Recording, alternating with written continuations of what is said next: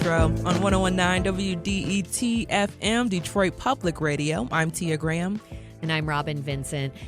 For many decades now, the American economy has rested heavily on two things: consumption and production.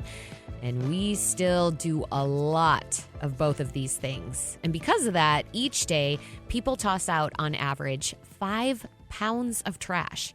Much of this is unreusable plastics.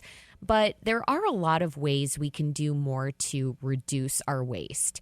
Plastics and glass can often be recycled, but limiting our use of plastics altogether is even better. Meanwhile, a lot of food that we end up throwing away could be composted. And instead of driving, we can sometimes take a bike, a bus, or share a ride with someone. That is right, Robin. That's to say that there are things we can do to limit our waste and to make sure that our local ecosystems are a bit cleaner and a tad healthier. That's what we want to discuss in this hour. We want to include you in this conversation. What are you doing to be less wasteful? The number is 313-577-1019. And we also want to do a little reflecting of our own here and how we can reduce our waste. And to discuss that, we have our producer, Sam Corey, here with us. Hey, Sam. Hey, how's it going?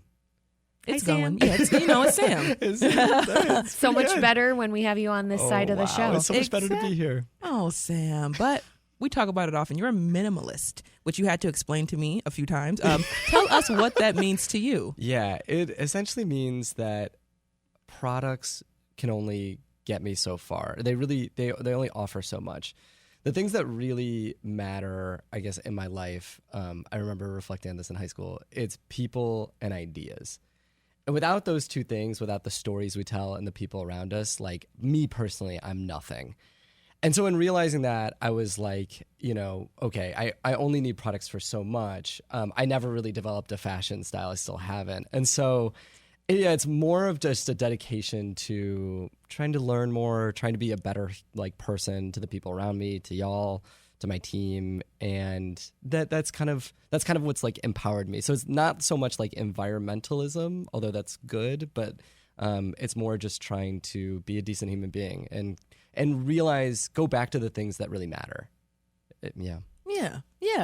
That's beautiful. It is beautiful. He talked about fashion. My fashion sense is... Oh, it's so good. Well, you all say that, so I'm grateful that you all say that. But when you talk about it, I think about the amount of clothes I have and the amount of shoes and the excessive amount of shoes that I have. And in what ways can I be a little bit more sustainable with the materials that I use? Robin, you've reported on people who live zero waste lifestyles. I mean, they're not wasting any. What did you learn? Almost zero. Okay, that's still close. Yeah, this was back in Wyoming. I was editor of a newspaper there, and we featured a family that was trying to live a zero waste lifestyle. And for them, that meant that each month they generated only enough waste that could fit in a quart-sized plastic bag. Think about that, a quart size plastic Can you bag. What's the quart? Is that your hands are out around your I'm thinking about face, like a piece of paper maybe. Okay, that's good. Is a good comparison. That's small.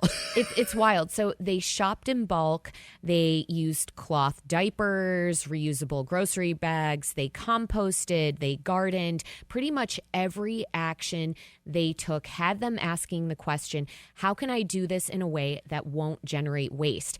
And hold on, Sam Corey, I see the wheels spinning over there. They even refrained from air travel because of its heavy carbon footprint. Wow. Yes. Were they kind? Are they decent people? I can easily see that this would drive someone crazy. People. But this could drive you crazy, right? People who are, I mean, it's beautiful, right? But people who try to live out their values, sometimes they can become a little unkind. What were these folks like? Sam, as to the best of your knowledge, they were committed people, and they were not dogmatic. They had not fallen into this trap of, we do things this way, and so we're going to judge you, people who throw away lots of trash. Yeah. It was more like, this is what we've committed to, and we're happy to talk about it, but we're not going to preach about it necessarily. Mm-hmm.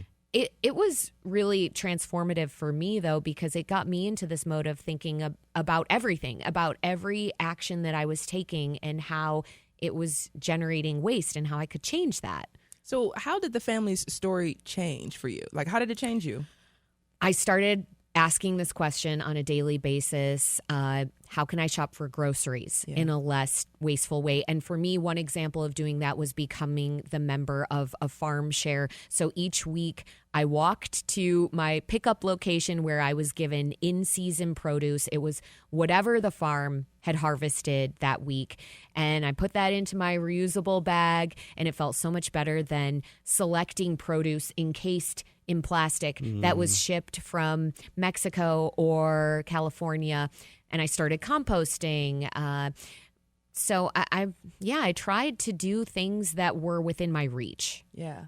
And I'm learning. So that's why I love this particular episode in general, because we're going to have folks on who can teach us how to do minor things, small things that will add up in the long run. But just to get started, get our foot in the door with this. Some of the little things that I do right now, I brush my teeth without the water running. You know, that's good. That's good. I'm not going to get too much into it, but some other things I do as well. Not great. We gotta learn how you can keep your fashion style without over consuming. And what Right. I do thrifting. I do a lot of thrifting. Most of the clothes I wear are thrifted, so that is a thing that I do.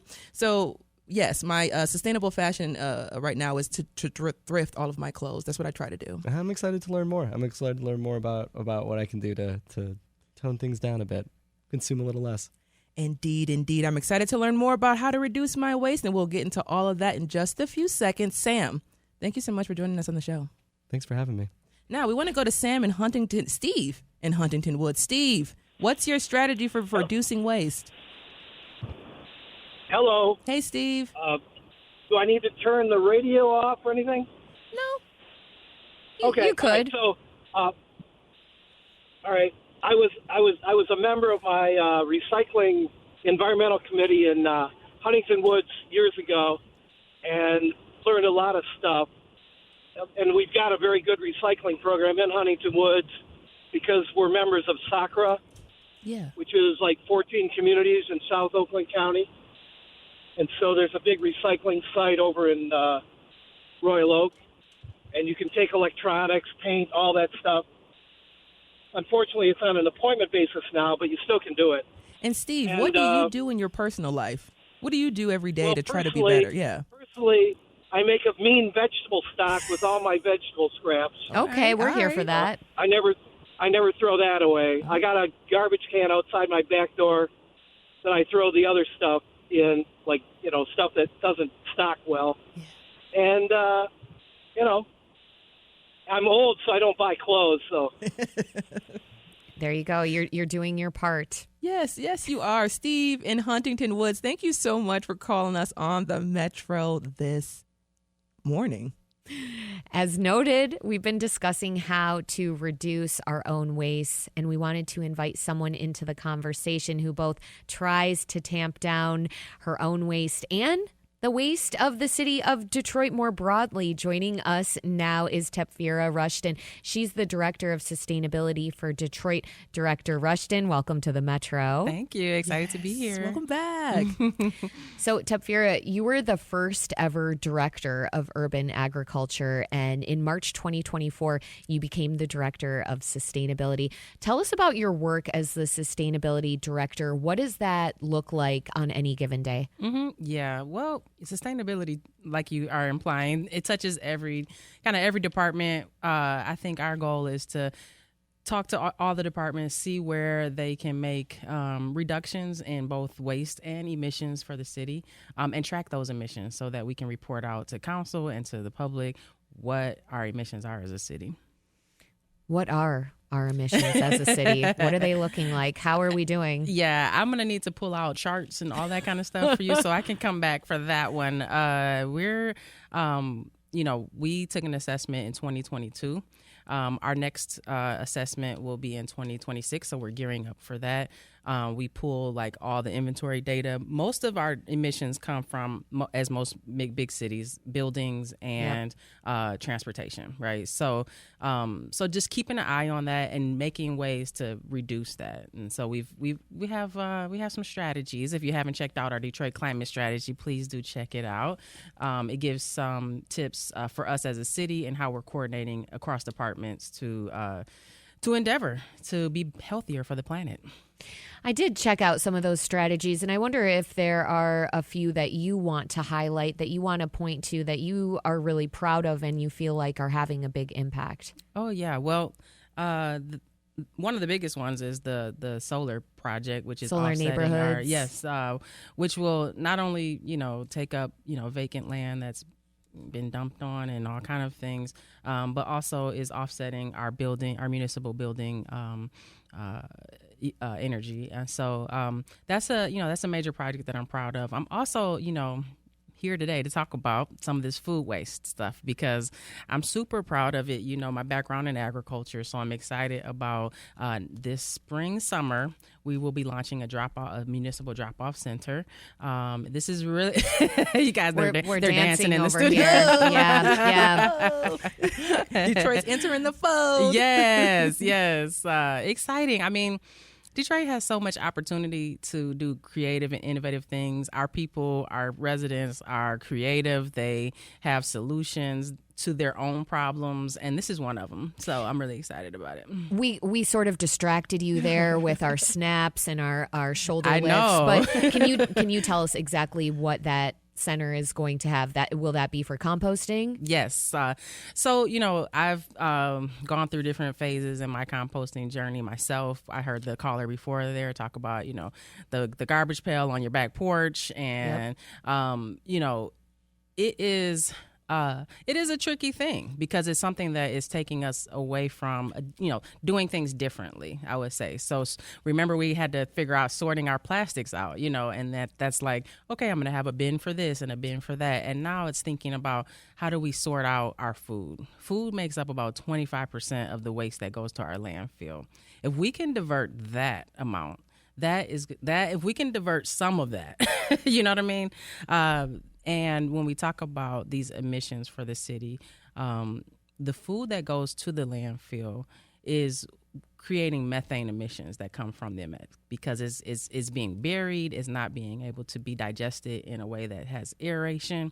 And so that produces methane emissions, which are, I don't know, way stronger than even carbon emissions. So anyway, I don't want to nerd out, but yeah. No, we have you here to nerd out, Exactly. Tapfira. But okay, I want to help folks to visualize this. So I live in an apartment right now. Okay. And here's how I compost. Okay. I throw all my food scraps into a big glass container and I put it into my fridge and my freezer and they fill up. And then I take them over to my partner's house because he has a backyard and he dumps it into his compost pile. But now, Yes. what I'll be able to do, or soon what I'll be able to do, is Yes. take those food scraps that I collect, and that's really what I'll still need to do, right? Yes. Is to store them in the fridge or the freezer so they're not getting stinky and marinating on the kitchen counter. Exactly. And then I can take them over to this facility. Yeah. So what we want to see is, a convenient kind of weekly drop off. We're encouraging this behavior. We're excited about this behavior. And also we can start to track what people are doing, and so that's going to be exciting. This is an exciting pilot. And I do want to shout out Carhartt, who's taking this journey with us, and they're have put some money into creating this first city site. Awesome. We have to acknowledge, though, that a lot of people are struggling. Detroit has a high concentration of poverty, and folks are just trying to make ends meet and sometimes don't have the luxury, the bandwidth to be thinking about this, to be thinking about composting or taking this extra step. Is it too much to ask people to change their behavior, to reduce their waste without more support in doing that? Yeah, and this is the support right here for me, and I agree with what you're saying. I think I got into agriculture because now more than ever, like, we need to be thinking about our own independence, whether that's energy independence, food independence. Like, how do we do these things on our own? And that goes for low income communities as well. Like, we need to be thinking about how we are able to operate in systems that aren't always kind to us, right? And so that means taking on a level of independence. And so the composting really supports that work in that those food scraps, if you aren't growing a garden, we'll take them. But if you're growing a garden, like your partner, that'll contribute to your garden, right? That's going to help your garden thrive. That's all the fertilization. And that's the natural life cycle that things should take. And we've just been operating differently. So you're listening to the Metro on WDET, Detroit Public Radio. I'm Robin Vincent. And I'm Tia Graham. We're talking with Detroit Sustainability Director Tepfira Rushton about the work that she does to limit waste for both the city and in her own life. We also want to hear from you. What are you doing in your life to reduce waste and to live more sustainably? The number is 313-577-1019. So let's stay on the topic of the underrepresented communities you work with. In general, I'm a Detroiter, native Detroiter, born and raised, and it's not something that we're used to. It's just not in our everyday lexicon, I guess you can say. It's not something that we are used to doing in general, recycling, composting, those type of things. So, how do you reach people with this message, especially low income communities, especially some of the neighborhoods that we see? How do you let them know that this can be sustainable, this can be cost efficient for you? That's a great question. And I think about this like all the time. I'm also born and raised in Detroit. I will say that what everyone cares about is that, we are making positive contributions to the planet. And I think that language comes across in different ways. So, for instance, let me just give you an example. Sustainability is kind of a... What does that mean? Yeah, that's kind of an abstract word.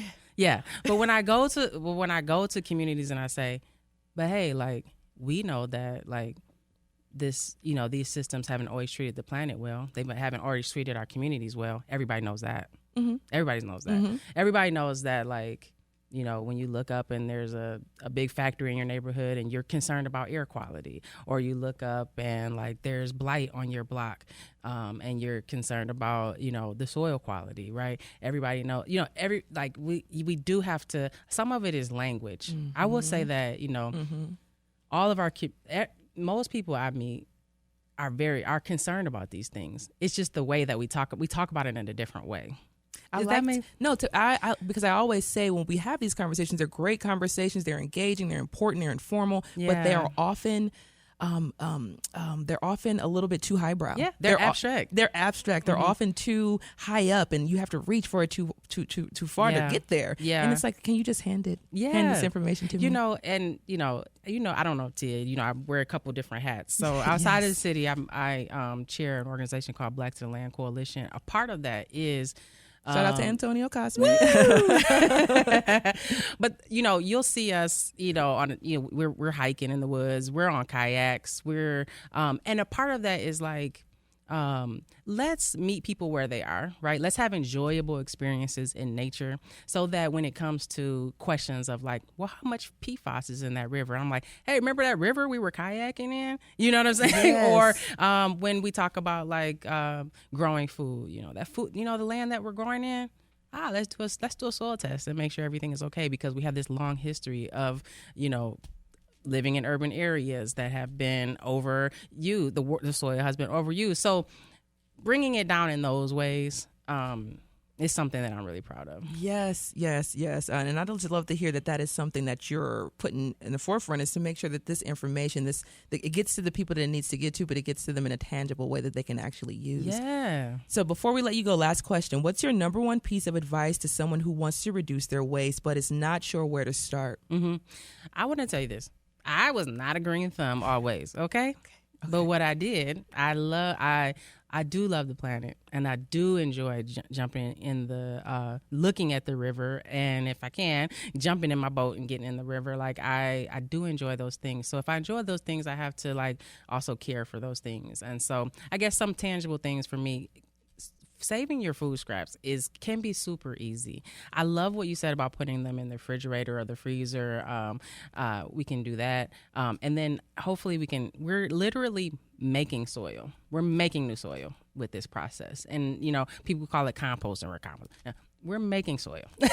Become a soil maker. Yeah. Soil maker and innovator. I love that. I love that. So, I love that so much. So this is the biggest thing you say, just start doing the food collection. Yeah, like I said, I think most households, I think you're going to call our recycling coordinator because she's going to have some things too. But most people, the city is already segregating out your yard waste, right? So that's being composted already. And we add food waste to that.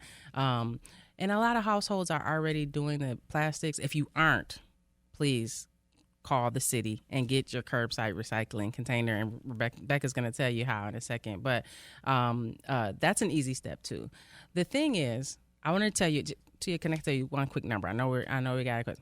The city, I just looked at these numbers literally this week. I got these numbers in from the Department of Public Works, right? They do this annually to see how much waste are we diverting as a city. The city is at 362,000 tons of waste that go to landfills. Okay, when I say they go to landfills, what does that actually mean? Like that's inside the earth. That's like leaching issues. That's like water issues. That's like, how are we caring for the earth, right? You know what I'm saying? Mm-hmm. Not only is Michigan taking on like our, Detroit's landfill, they're taking on all the cities in Michigan, and then lots of other states are coming and bringing their waste to the city, right? To the state. I just say that to say, when we're looking at our diversion rate, Detroit is at 9.1%. We just looked at these numbers. Our goal over the next 3 years, can we get to 15%? You know what I'm saying? That's what our strategy, that's our climate strategy calls out, right? Can we get to 15% diversion? And that means more people recycling, more people composting, and that's how we divert it out of the landfill. And I love this segment because you're talking about what people can do as individuals. You know what I'm saying? It's all of our responsibilities, individuals, companies, governments. We all have to take our part to do better for the planet. Detroit Sustainability Director Tefira Rushton, thank you so much for joining us on the Metro. Absolutely. Thanks for having me.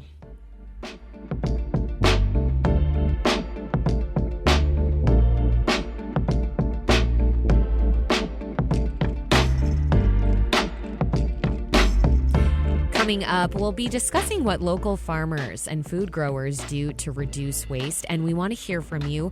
What are you doing in your life to waste less? Maybe it's composting or riding a bike more often or recycling. Call in and tell us, 313-577-1019. We'll get to our callers right after this. You're listening to The Metro.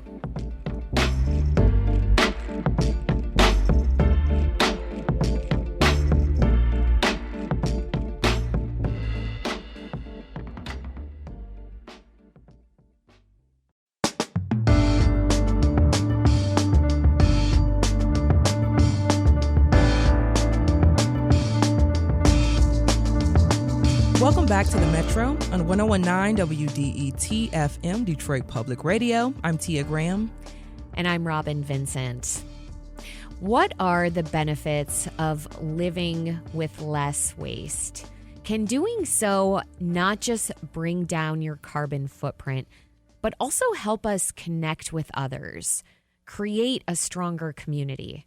We want to go to the phones. Rebecca Serrano, you're the City of Detroit's recycling coordinator, and Tefira Rushton just said curbside recycling is the number one thing residents could and should do right now. How easy is it, and how many people are already recycling in the city? Hi, everyone. Thank you for having me on the show today. Yes, I'd be happy to answer those questions. So right now, our participation rate is sitting at about 42% of eligible households. That means anyone living in a household with 4 units or less can qualify for the residential recycling program. So right now, we have about 96,500 cards distributed to a variety of households throughout the city, and it's very easy to sign up. It's free of charge. You can go to DetroitRecycles.org. There's a quick questionnaire that goes over the do's and don'ts of recycling, and that will then direct you to a form where you can input your information to sign up for a free recycling card to get started. And we're happy to answer any questions as well. Myself and Green Living Science are great resources in helping residents navigate what they can recycle, where they might be able to take harder to recycle items and things like that. We're always available, and an email that's available for folks to reach out with those questions is recycle@detroitmi.gov. Thank you, Rebecca, and thanks for calling. I just got my second recycling bin from the city, and I'm feeling excited about that. That first one was just getting too full every week. Now we want to go to Katie in Detroit. Katie, what are you doing in your life right now to reduce waste? Hi, how's it going? I feel like I personally, the biggest step that I've tried to make lately is focusing more on the reduce part of reduce, reuse, recycle. I think it's really important to make sure that what you do consume ends up, not sitting in a landfill, things like composting and recycling. That's great. But it's even better to not have things end up there in the first place, if that makes sense. So For me personally, it's things like just thinking about, first of all, separating out my wants and my needs. I want to buy new clothes all the time. I don't need to buy new clothes all the time. You don't need, you always have the trendiest thing or whatever. Also, Tia, I also struggle with buying a lot of clothes. I thrift all of them. At this point, I don't remember. It's been like a year since I bought new clothes. It's great. But beyond that, I think lately I've been, instead of using the excuse of it's secondhand, so it's not wasteful, just not buying things if I don't need them. And it's things like, I think the most important thing is little things like paper towels or, plastic beauty products or soap, like soap pumps, like little things that you notice yourself throwing away. And I think another benefit is that it saves you money. I think the more sustainably you live, you have more money. That's right, Katie. Thank you so much. I really like creating that delineation of wants versus needs. I am a paper-free or a paper towel-free household as well, and it's actually been easier than one might think. If you have the paper towels, you're going to grab for them. If you don't, you figure it out. You have more rags. But we have a guest here in our studio to bring into the conversation to talk more about wasting less. Indeed, we do. Amanda Brazel is the creative director and co-founder of Finnegan's Farms. She does a lot of work to reduce waste for other farmers and food growers in the city and to weave people together while doing so. To discuss her work now, of course, we have Amanda here with us. Amanda, welcome to the Metro. Hi, hello. Thank you for having me. Of course. So, how did Finnegan's Farms get started? Great question. All right. So back in 2018, 2019, I was finishing out my graduate studies and was focused on biohazardous threat agents and emerging infectious diseases as that relates to disaster relief and displacement and all things that have to deal with moving people around post-disaster. For me, a lot of that emphasis went into community resilience and agricultural defense. So how does our food system get impacted by this? And how do we keep people fed and safe and healthy in really, really difficult times? So, yeah, I was in school learning a lot about community resilience from the government perspective and seeing how the government sees, the national government, sees communities and can either support or mitigate community resilience for their own reasons. And so I thought about my hometown. I thought about Detroit. And although I study natural disasters, one of the things that comes in that space is man-made disasters. And when we look at the city of Detroit and everything that's happened economically, that's a man-made disaster.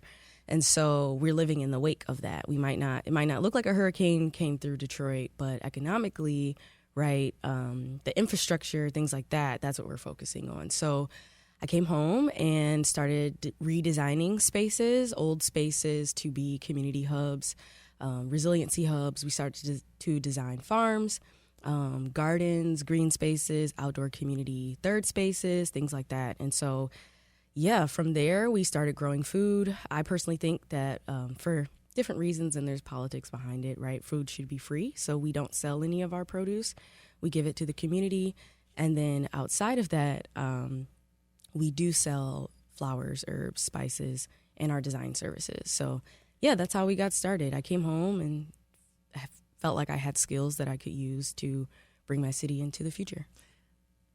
Amanda, I know. Me and Robin are just like, oh my gosh. So Hearts Amanda, and puppy dogs and tears of joy over here. exactly. And number one, as soon as you sat down, I just thought to myself, wow, you're young. Like, wow, whoa. So to have such a heavy grasp on what's happening in our world, in our society, you're not too young, of course, but to be in this new generation, Gen Z, you're coming up into the workforce, you're coming up into the world, to the masses. How you focus on creating these stronger communities will last through the future. Can you talk a little bit about that connection between resilience and reducing waste? Yeah, absolutely. I think all of it's connected. It comes down to how we treat the earth. And so a lot of what we design comes from, it's an earth-based practice in the way that we design.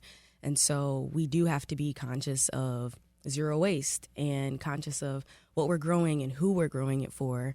That impacts where it's going, who's going to eat it, if it's going to be wasted, especially when we're talking about building things, right? There's leftover wood, there's leftover all kinds of stuff from different things. So really making sure that, like, in the way that we're designing initially, we're thinking about community, we're thinking about how a product is going to be used, we're thinking about how a space is going to be used, so that, like, every inch of a space is being used, and every inch of, like, a product is being used, like, if we're creating something. Beyond that, I just think about, when you can bring community together in a space, you can have conversations that kind of trend toward, like, how can we do better, right? And so then we can start to have conversations about, like, I can get you signed up for the recycling program, right? Because you came to my farm and we talked about it, or you came to my, studio and we talked about it. So, things like that, just building community connections and fitting in, really adapting to, like, what people's actual needs are versus just, like, creating programs that maybe don't really impact their daily life. Yeah, like, just yes.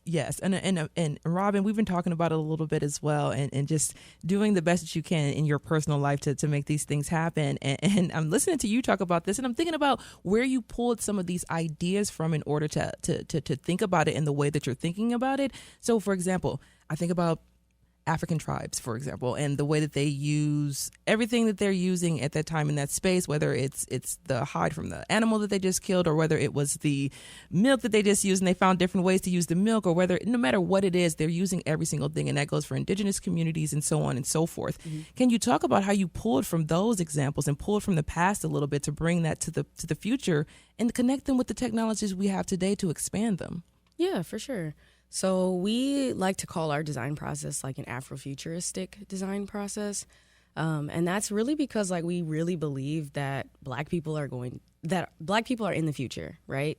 And so with that, we do draw from the past in order to create what we need now so that we can get there.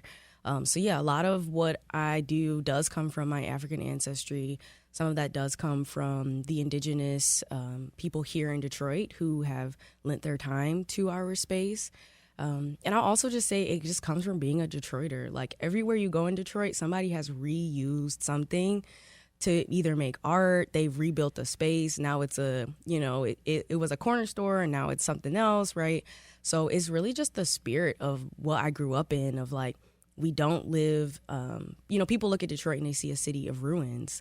And, like, I don't see that. I see a place where I can take different things and create something really beautiful. And so, just truly, like, being a Black person who has had to, through my ancestry for centuries, just create, with what you have, and not just create, but, like, make it sweet, right? So, when I think about that, that definitely influences our work. So, from anything from, if we're using earth-based materials to literally, like, creating art from just things that we found in the space. And I always ask folks, too, because you've been talking about proud Detroiter. What part of Detroit are you from? I'm from the West Side. West Side, what part?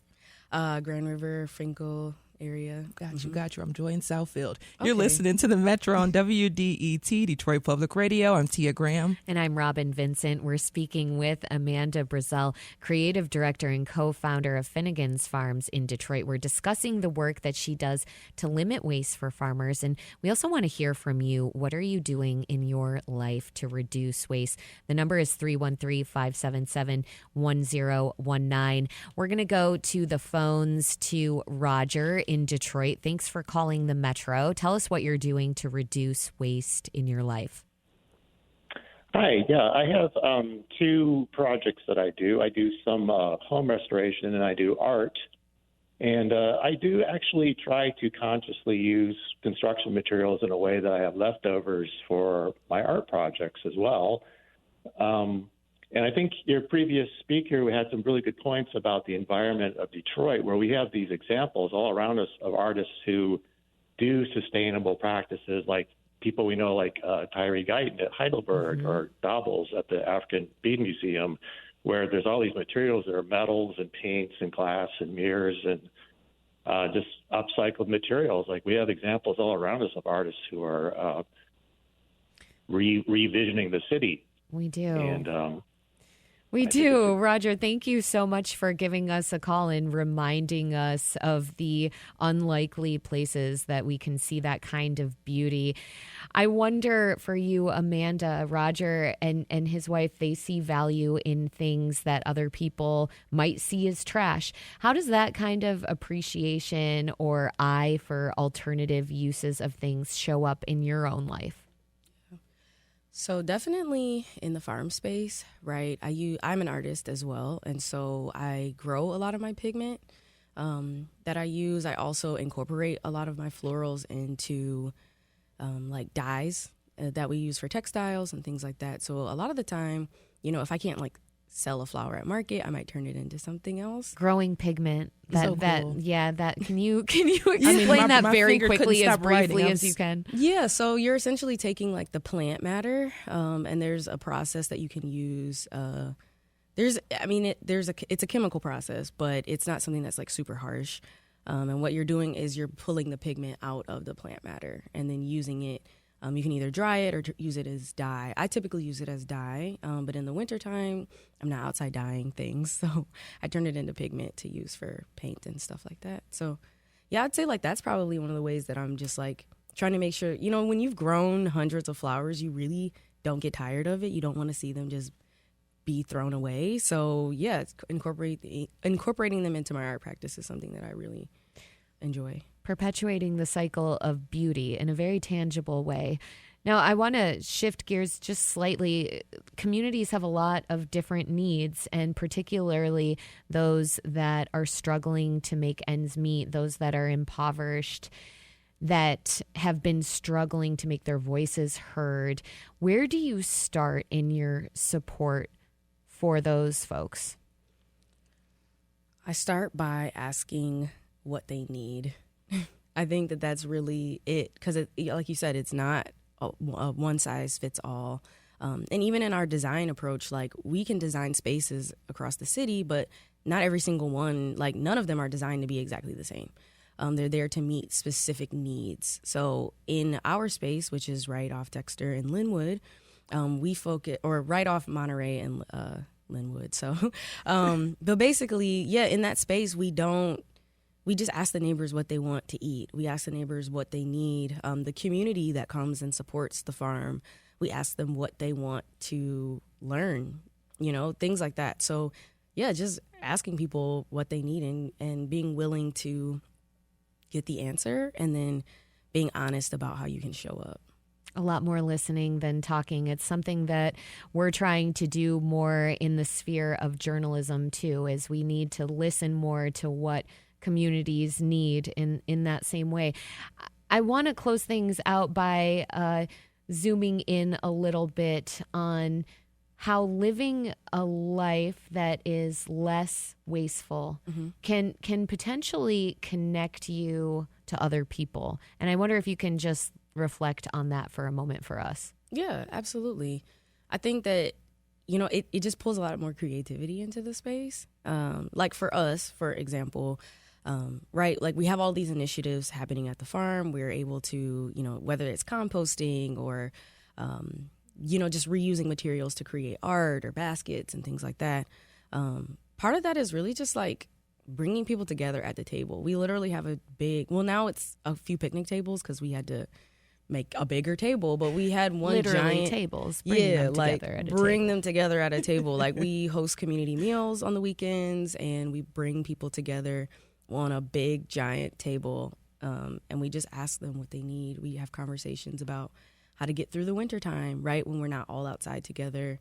And so, with that, you just start to learn people. You start to see what they need, start to see what they use. You start to see like how you can supplement things with like other things that are more earth friendly, things like that. So yeah, it really just is like you're having conversations with people, and we use the work that we do to literally build community and build that resilience in the community by bringing people to the table who otherwise are ignored. Like we do feed a lot of people who are houseless. And in the wintertime, I might, I'll drive up to the farm and I'll check on it, and there'll be people out there. So we'll do hand warmers, right?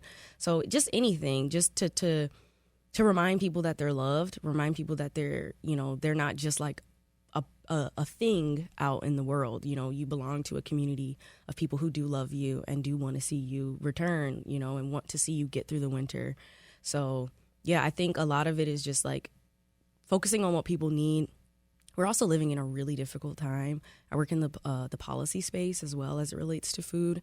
And so just seeing, a lot of people that are suffering or will continue to suffer, or people who aren't suffering, who are about to suffer due to the decisions being made out of the highest office in the land, and then some. You just have to prepare for that. And that's why we build resilience. Like the plan is to make sure that people know that we exist, people know that they can come to us for different things, but also to empower people to, be able to show up for themselves and show up for community. Amanda Brazel is the creative director and co-founder of Finnegan's Farms in Detroit. Amanda, thank you so much for joining us on the Metro. Thanks for having me.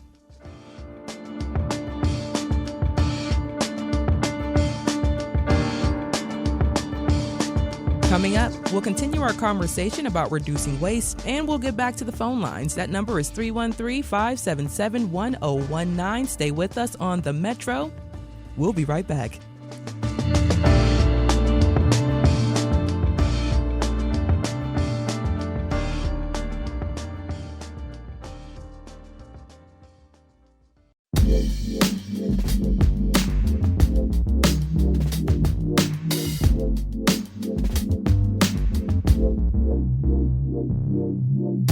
Welcome back to the Metro. I'm Tia Graham.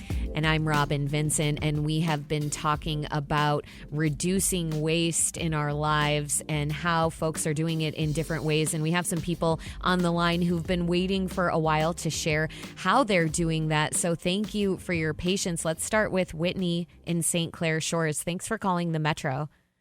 Hi, how are you? Good. So tell us, what are you doing in your life to reduce waste? So I actually own a sustainability store. I own Refill Emporium. It's a zero waste shop, so it's in St. Clair Shores, Michigan. People can bring their own clean and dry containers to refill cleaning products, beauty products, because there was a huge gap in our community. It's actually the only sustainability store like this in Macomb County. We offer things like industrial composting, specialized recycling. So that's one of the things that I was missing in my own personal life, and I wanted to bring that to the 60,000 people of St. Clair Shores and the surrounding Metro Detroit area. Whitney, thank you for calling and telling us about the work that you're doing to reduce less waste for a lot of other folks, including yourself. Let's go right to Julie in Sylvan Lake. Hey, I love everything you guys are talking about. I just wanted to mention I've been composting for about 8 years now with worms. It's called vermicomposting for people who don't know, and it's awesome that Detroit is going to be helping people compost now, but a lot of communities don't have that. And vermicomposting is really efficient because you can do it in your house with like a small unit. And as you said earlier, really creates soil. So it is a way to reduce all of your food waste. We have very little garbage every week because of it.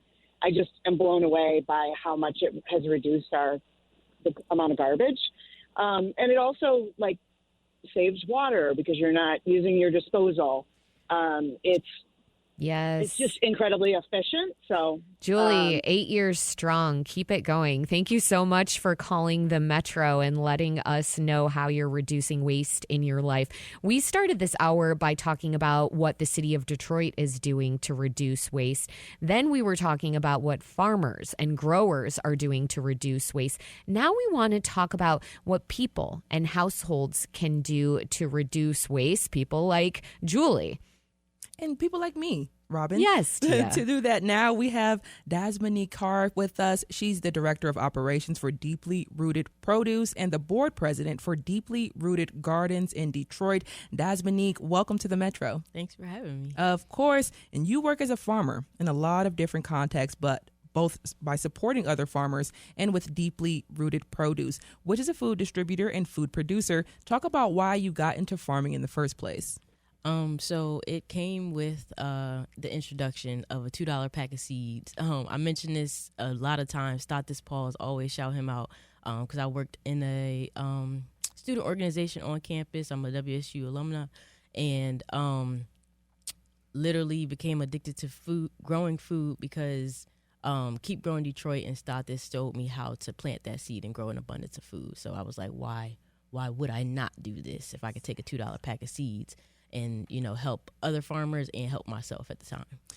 Dasmonique, it's always great to hear young folk. I mean, very young folk talk about the future and planning for the future. So what is the thing that has empowered you to do this work?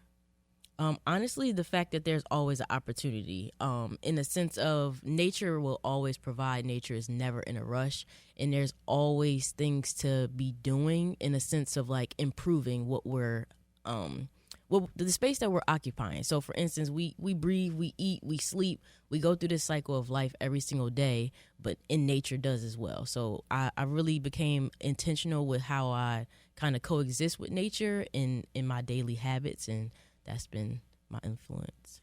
And when people want to grow their own food, what are some of the biggest obstacles they have? Especially like for me personally, I live in an apartment. So like, what are some of the ways that you can see people, smaller places or other spaces, growing their own food? It's more so the thought process. It really starts with that person saying, oh, I don't have a green thumb, or, oh, I don't have this space. But there's a lot of farmers that have like kind of pots and different things that they get transplants in where they don't use them anymore. They give them away for free, or I've seen them on the side of the road.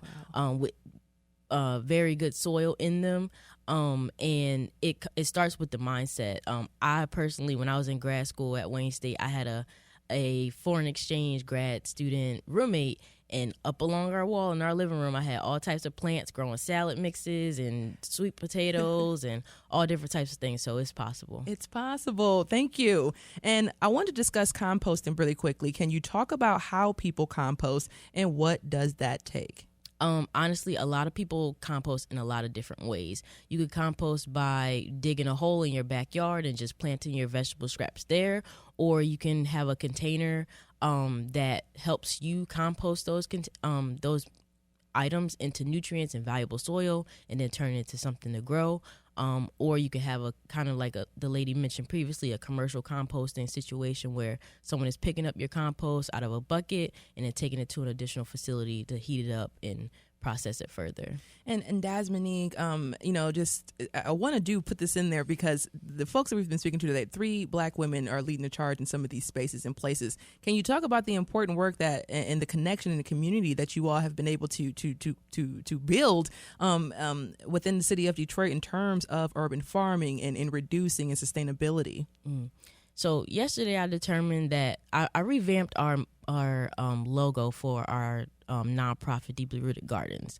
And what came to me was mending the tapestry of equity.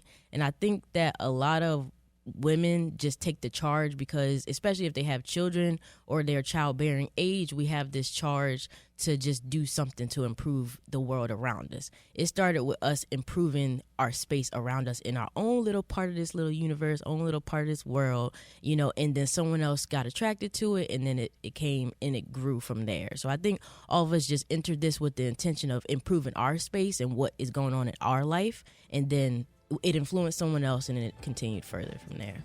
Dasmonique, this is not the last time you're going to hear you on the Metro. Dasmonique Carr is the Director of Operations for Deeply Rooted Produce and the Board President for Deeply Rooted Gardens. Once again, we'll talk to you very soon again, Dasmonique. Thanks for joining us. Thank you. The Metro is a production of WDET, a listener-supported service of Wayne State University.